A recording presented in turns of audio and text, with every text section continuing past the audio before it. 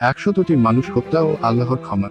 আবু সাঈদ খুদরী রাদিয়াল্লাহু আনহু হতে বর্ণিত, নবী বলেছেন, বনী ইসরায়েলের মাঝে এমন এক ব্যক্তি ছিল যে 99টি মানুষ হত্যা করেছে। অতঃপর সে বের হয়ে এক পাদরীকে জিজ্ঞাসা করল, আমার তওবা কবুল হবার আশা আছে কি? পাদরী বলল, না, 99টি মানুষ হত্যা করে তওবা কবুল হতে পারে না। তখন সে পাদরীকেও হত্যা করল, মোট 100টি হলো। অতঃপর পুনরায় সে জিজ্ঞাসাবাদ করতে লাগলো।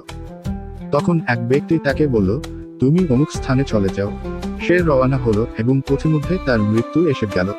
সে তার বক্ষদেশ দ্বারা সে স্থানটির দিকে ঘুরে গেল।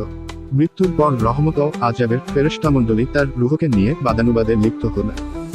আল্লাহ সামনের ভূমিকে আদেশ করলেন, তুমি মৃত ব্যক্তির নিকটবর্তী হয়ে যাও, এবং পশ্চাতে ফেলে স্থানকে যেখানে হত্যাকাণ্ড ঘটেছিল আদেশ দিলেন, তুমি দূরে সরে যাও।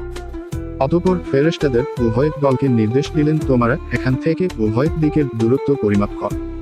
পরিমাপ করা হলো, দেখা গেল যে মৃত লোকটির সামনের দিকে 1 বিঘত বেশি এগিয়ে আছে, কাজেই তাকে ক্ষমা করা হলো। সহিহ বুখারী, হাদিস নং 3470।